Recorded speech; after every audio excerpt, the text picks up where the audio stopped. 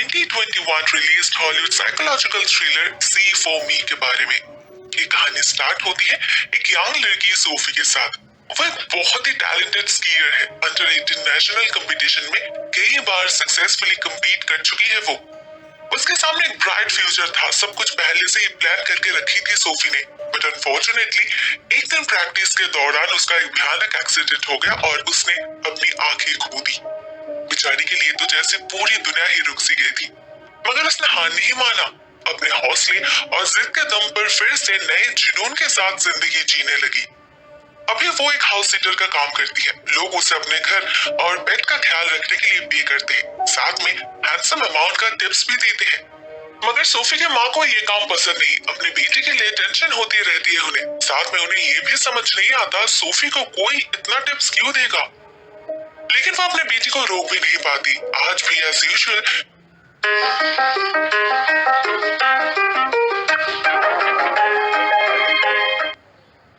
लेकिन वो अपने बेटी को रोक भी नहीं पाती। आज भी एज यूजुअल सोफी उन्हें अपने क्लाइंट्स के बारे में कुछ बिना बताए ही निकल पड़ती है अपने रास्ते। इवन जब उसकी माँ उसे एक ऐप के बारे में बताती है, सी फॉर मी ऐप, जिसे स्पेशली ब्लाइंड लोगों के लिए डिजाइन किया गया है, सोफी उसे भी इग्नोर करती है। अपने क्लाइंट डेब्रा के घर पहुंचते पहुंचते उसे ऑलमोस्ट 1 घंटा लग जाता है।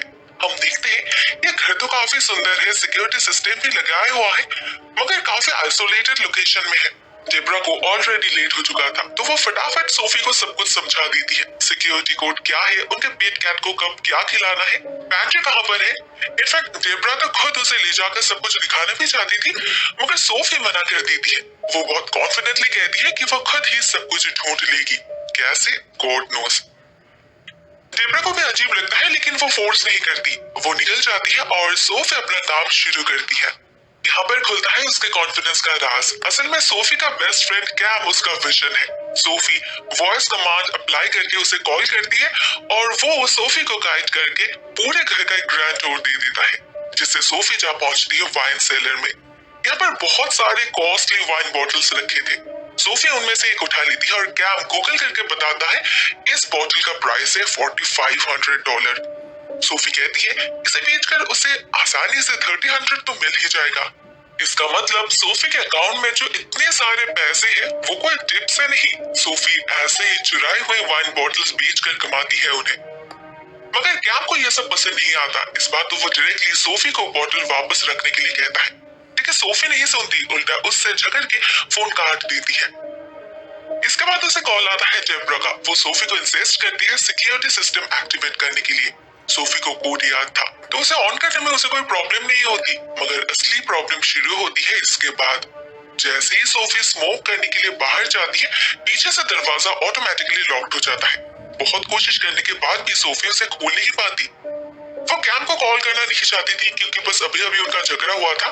तो फाइनली सोफी अपनी माँ की बात ही मान लेती और वो app See for Me download कर लेती है। वहां से किसी को वीडियो कॉल करने का ऑप्शन मिलता है। पहले जो रिप्लाई करता है वो बिल्कुल भी काम का नहीं था, मगर दूसरी लड़की केली बहुत हेल्पफुल निकली। वो सोफी को गाइड करके घर के बैकयार्ड में ले जाती है और एक स्लाइडिंग डोर को खोलने के लिए कहती है। ये दरवाजा पूरी तरीके से जाम हो चुका था, फिर भी सोफी केली की बात सुनती है और सक्सेसफुली दरवाजे को खोल पाती है। मगर फोर्स्ड एंट्री की वजह से उधर घर के अंदर अलार्म बजने लगा था। सोफी भागती है उस तरफ। इस बार भी केली उसे गाइड करती है और सोफी किसी तरह गिरते पड़ते अलार्म तक पहुंच जाती है। केली के काम से सोफी बहुत ज्यादा इम्प्रेस्ड हुई थी, तो वो उसे एज अ प्रायोरिटी सेव कर लेती है। हम देखते हैं वो अभी भी अपनी स्कीइंग जर्नी कंटिन्यू करने का सपना देखती है। उसके लिए जरूरी इंफॉर्मेशन भी गैदर कर रही है वो। उस दिन और कुछ नहीं होता। सोफी खाना खाकर अपना सारा काम निपटा कर सो जाती है, मगर रात में उसे खाली घर में किसी के फुटस्टेप्स सुनाई देने लगते हैं। वो नहीं देख पाती, मगर हम देखते हैं कुछ गुंडे घर में घुस आए हैं, एनी एंड डेव। उन्होंने अपने डिवाइस से घर का सिक्योरिटी सिस्टम हैक कर लिया है और अभी वो लोग एक सीक्रेट पैनल को हटा के एजेंट लॉगर को खोलने की कोशिश कर रहे हैं। इस सब से अनजान सोफी को लगता है डेब्रा की बिल्ली आर्ची आवाज कर रही होगी, तो वो जाती है उसे ढूंढने। घर में आते ही उसने आर्ची के गले पे कॉलर डाल दिया था, जिसकी आवाज से उसे ट्रैक करना आसान होगा। सोफी वही करती है, मगर उसे पता नहीं चलता इस आवाज से घर में आए हुए गुंडे भी अलर्ट हो जाते हैं। उन्हें पता लग जाता है घर में और भी कोई है। डेव अपनी मशीनरी रेडी करने लगता है और अर्नी जाता है सोफी को ढूंढने। हम घर के अंदर दोनों को एक दूसरे की तरफ आगे बढ़ते हुए देखते हैं। फॉर्चुनेटली अर्नी से टकराने से पहले ही सोफी कमरे में घुस जाती है और वहीं से उसे डेव और अर्नी की बातचीत सुनाई देती है। इससे वो कंफर्म हो जाती है घर में दो अलग अलग लोग हैं। साथ में ड्रिलिंग की आवाज भी सुनाई दे रही थी उसे। सोफी को समझने में देर नहीं लगती इनका इरादा क्या है। वो डर जाती है। हड़बड़ी में एक वाज टूट जाता है उससे और उसका फोन भी गिर जाता है। इसके आवाज से अर्नी तो उस कमरे में जा पहुंचता है, बट इस बार भी सोफी किसी तरह खुद को हाइड कर लेती है। वो स्टोर रूम में जाकर छुप जाती है और पुलिस को कॉल करती है, मगर ये लोकेशन इतना दूर था कि मदद आने में एटलीस्ट 20 मिनट लग ही जाएगा। सोफी के पास इतना वक्त नहीं था, तो वो कॉल करती है कैब को। वो फोन नहीं उठा था, तो फिर से एक बार सोफी को केली से मदद लेनी पड़ती है। सारी बातें सुनकर केली उसे वहीं पर छुपने के लिए कहती है। कोई भी स्टेप हड़बड़ी में लेने से मना करती है, क्योंकि फ्रंट गेट के सामने ही डेव ड्रिलिंग कर रहा था और अर्नी पता नहीं कहाँ होगा। मगर सोफी को तो जल्द से जल्द घर से बाहर निकलना था, तो वो नहीं सुनती। वो भागती है दरवाजे की तरफ और एक तीसरे आदमी से टकराकर उसका फोन गिर जाता है। कॉल कट हो जाता है उसका। इस घर में अब 3 आदमी आ चुके थे। इस नए वाले का नाम है ओटिस, जो फोन पर किसी से ऑर्डर ले रहा था। मे बी इनका बॉस होगा। सोफी उनसे रिक्वेस्ट करती है उसे छोड़ देने के लिए। वो ब्लाइंड है, कुछ नहीं देखा उसने, मगर उसने ऑलरेडी इस कांड के बारे में सब कुछ सुन लिया है और उसने पुलिस को भी तो कॉल कर दिया है। अगले 7 मिनट के अंदर ही कोई ना कोई पुलिस वाला जरूर आएगा चेक करने। सोफी को बहुत डर लगने लगता है, कहीं ये लोग उसे मार तो नहीं देंगे। एट लास्ट वो उन्हें एक प्रपोजल देती है। उसने पुलिस को कॉल किया तो है, अभी वो ही फिर से उन्हें कॉल करके मना कर देगी। कहेगी उसने टीवी की आवाज सुनी थी। वो इस प्लान में उनका साथ देगी, किसी से कुछ नहीं कहेगी वो, बस उसे 50% शेयर चाहिए, $7 मिलियन का 50%।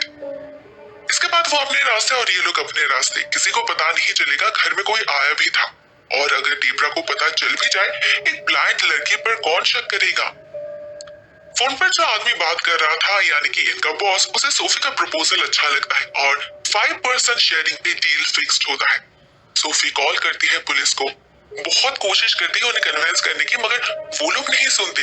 एक ऑफिसर ऑलरेडी निकल चुके हैं, किसी भी वक्त पहुंचने वाले हैं वो। इसे सुनकर सभी टेंशन में पड़ जाते हैं। अब क्या करें? अभी सब कुछ सोफी के ऊपर डिपेंड कर रहा था। कुछ भी करके उसे बस उस ऑफिसर को वापस भेजना होगा, दैट्स ऑल। सोफी राजी हो जाती है और सभी लोग अपना सामान पैक करके छुप जाते हैं घर के अंधेरे कोने में। दूसरी तरफ हम केली को देखते हैं। वो भी अपने तरीके से पूरी कोशिश कर रही थी सोफी को बचाने की। वो पुलिस को कॉल करती है। उसने जो देखा, जो सुना, सारे इन्फॉर्मेशन दी थी और जल्द से जल्द उस तक पहुंचने के लिए कहती है। इधर 2 मिनट के अंदर ही ऑफिसर ब्रूक दरवाजे पर दस्तक देते हैं। पहले तो सोफी दरवाजा खोलने से ही मना करती है, तरह तरह के बहाने बनाती है। कभी कहती है उसने टीवी पर आवाज सुनी थी, तो कभी कहती है वो ड्रंक थी। इससे उस ऑफिसर का शक और ज्यादा बढ़ जाता है। वो पूरे घर को अच्छे से सर्च करती है और निकलते वक्त धीमी आवाज में सोफी से बात करने की कोशिश भी करती है, मगर सोफी तब भी चुप रहती है। ऑफिसर और कुछ नहीं कहते, वो बस निकल ही रहे थे कि अचानक उनके पास केली का भेजा हुआ इंफॉर्मेशन सर्कुलेट होता है। जब वो सारी डिटेल्स सुनती है, तो वो कंफर्म हो जाती है कि ये वही घर है और सोफी खतरे में है। वो जल्दी से फोर्स बुलाती है और सोफी को लेकर उन आदमियों को ढूंढने घर के अंदर जाती है। एक आदमी यानी कि अर्नी बिल्कुल सामने ही खड़ा था। वो आगे सरेंडर कर देता है, कहता है वो अकेला है और कोई नहीं उसके साथ, मगर ऑफिसर सोफी से जानना चाहते थे। इस बार सोफी और चुप नहीं रहती, उसके पास और कोई ऑप्शन ही नहीं था। वो एडमिट कर लेती है और ठीक उसी वक्त ओटिस अचानक आकर उस ऑफिसर पर हमला कर देता है। ऑफिसर ब्रूक बहुत ही ब्रेवली सिंगल हैंडेडली उनका सामना करती है। सोफी को बचाते हुए उनसे लड़ने की कोशिश करती है वो, मगर तो हट्टे कट्टे आदमी के सामने वो अकेले कब तक टिक पाती। कुछ ही देर में ये लोग उस पर कब्जा कर लेते हैं और चोक करके उसे मार डालते हैं। एक खतरा टल चुका था। फोर्स आने में अभी भी 20 मिनट बाकी है, तब तक उनका काम आराम से पूरा हो जाएगा और वो लोग यहाँ से उड़न छू भी हो जाएंगे। मगर अभी उनकी मेन प्रॉब्लम हो पड़ी थी सोफी। वो लोग और उसे ट्रस्ट नहीं कर पा रहे थे। एक बार उसने धोखा दिया है, इसका मतलब उसे जिंदा रखना इनके लिए खतरा हो सकता है। सोफी भी इस बात को बहुत अच्छी तरीके से समझ रही थी, तो वो उसी वक्त भागती है घर से बाहर। फिर से कॉल करती है केली को और उसे रास्ता बताने के लिए कहती है। हम देखते हैं उसके पास गन भी है, ऑफिसर ब्रूक की गन, जो उसने हाथापाई के वक्त उठा ली थी। मगर मगर केली उसे घर वापस जाने के लिए कहती है क्योंकि एक तो वो ब्लाइंड है, ऐसे जंगल के अंदर बर्फ के ऊपर से कब तक चल पाएगी। बिसाइड्स ऐसे ओपन स्पेस पर कोई भी उसे ढूंढ सकता है इजीली। केली के लिए उसे बचाना मुश्किल होगा। ये बात भी बिल्कुल सही थी। ऑलरेडी ओटिस को उसके पीछे भागते हुए देखते हैं, मगर केली की मदद से सोफी उससे पीछा छुड़ाने में कामयाब हो जाती है। वो घर के ग्रीन हाउस में जाकर छुपती है, मगर वहां उससे एक पॉट गिर जाता है और घर के अंदर मौजूद अर्नी को भनक लग जाती है। वो एंटर करता है ग्रीन रूम में हाथ में चाकू लेकर। केली सोफी को तैयार रहने के लिए कहती है, उसे किसी भी वक्त फायर करना होगा। अर्नी को सामने देखती ही केली उसे अलर्ट कर देती है, इवन फायरिंग एंगल भी बता देती है, मगर सोफी शूट नहीं कर पा रही थी। डर में उसके हाथ पैर कांप रहे थे। अर्नी इसी बात का फायदा उठाता है और उसकी तरफ आगे बढ़ने लगता है, लेकिन वो सोफी तक पहुंच पाए इससे पहले ही सोफी उसे गोली मार देती है। बिना देखे ही वो अर्नी को जान से मारने में कामयाब हो जाती है, मगर इससे ओटिस को पता लग जाता है उसके लोकेशन के बारे में और वो आ पहुंचता है ग्रीन रूम में। डेव तो कंटिन्यूअसली ड्रिलिंग कर रहा था। उसे कुछ न सुनाई दिया, ना ओटिस ने उसे रोका। वो अकेले ही सोफी को ढूंढने लगता है। सोफी तब तक वाइन सेलर में जाके छुपती है। केली उसे अचानक हमला करने का सजेशन देती है। सोफी वही करती है, मगर इस बार उसकी गोली ओटिस को छूकर गुजर जाती है। इससे वो और ज्यादा वायलेंट हो जाता है और पागलों की तरह कुल्हाड़ी लेकर सोफी को चेस करने लगता है।